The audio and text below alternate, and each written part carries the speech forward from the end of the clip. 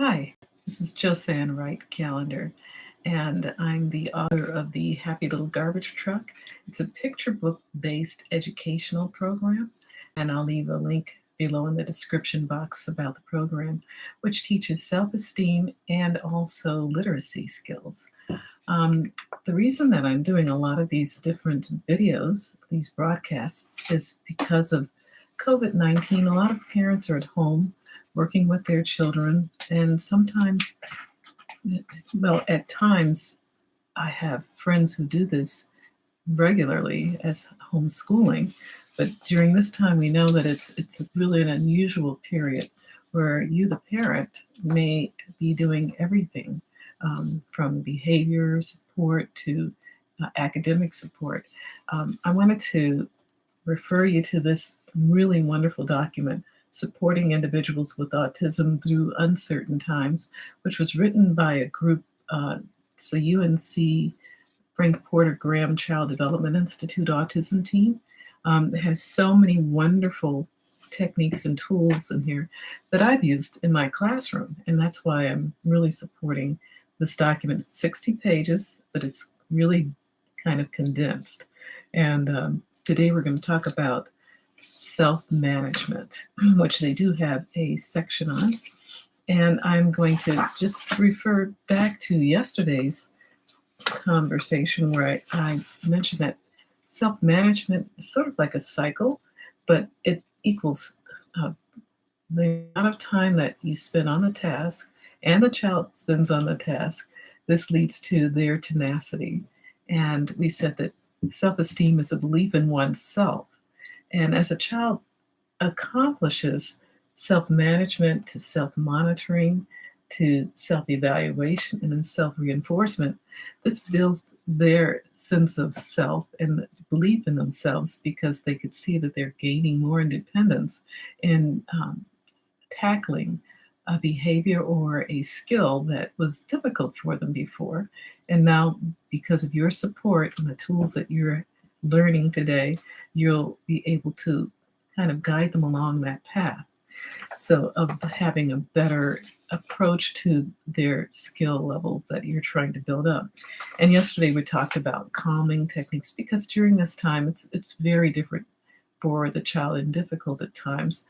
And you know how it is when you're learning a new skill. I was learning how to do these podcasts or these videos, and it's really a learning curve. However, we know that if we continue to repeat and practice doing things, we know that we're going to do a better job. And the same with a child. We're preparing them and supporting them and helping them practice, but we're giving them the guidance and sort of like the infrastructure or the scaffolding to do a better job each time. So today I'm going to talk about some of that scaffolding, which is in learning how to increase their self-management skills. Now, first of all, I'd like to say that self-management has two parts to it. The first part, which I'm going to talk about today, is the adults part, setting up the scaffolding. And the second part I'll talk about tomorrow, which is what does the child do? So today, I thought about what I did in setting up self-management section for my different students.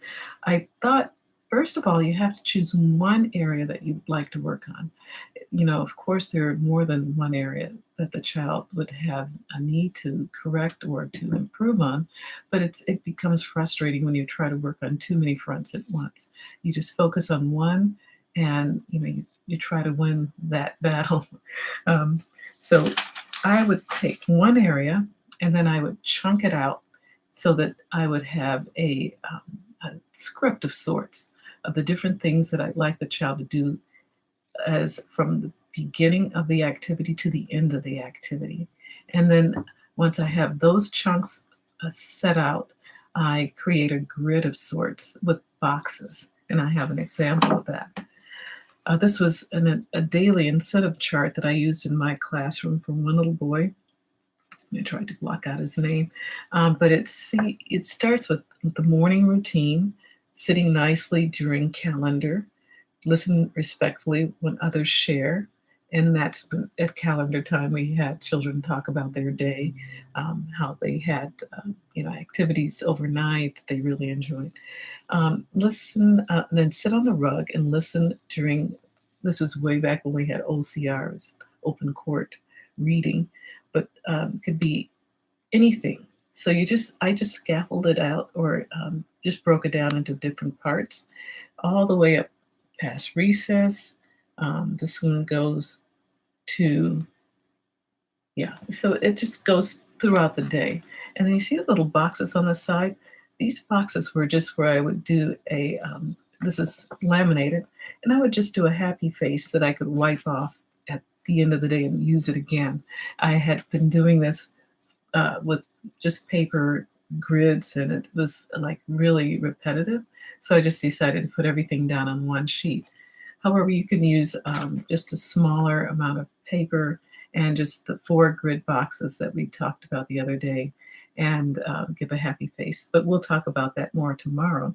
So the first thing is you scaffold it out, you chunk out the behavior, and then you break it down into steps that you believe that if a child accomplishes maybe 3 or 4 of those steps, then you can give a happy face just to keep them going.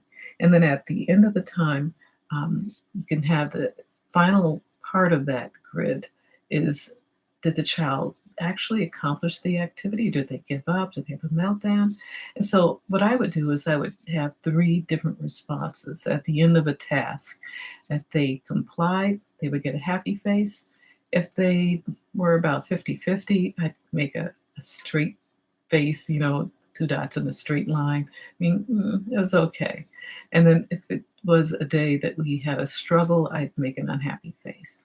And then after a week, we look at our symbols and see how well they did on that particular task. And that's basically how I would start my self-management tool. So tomorrow, I'll talk more about how the child is introduced to this adventure that you're about to embark on, and to get some buy-in on their side. So thank you very much for listening today, and tomorrow we'll pick up part 3 on self-management. Thank you.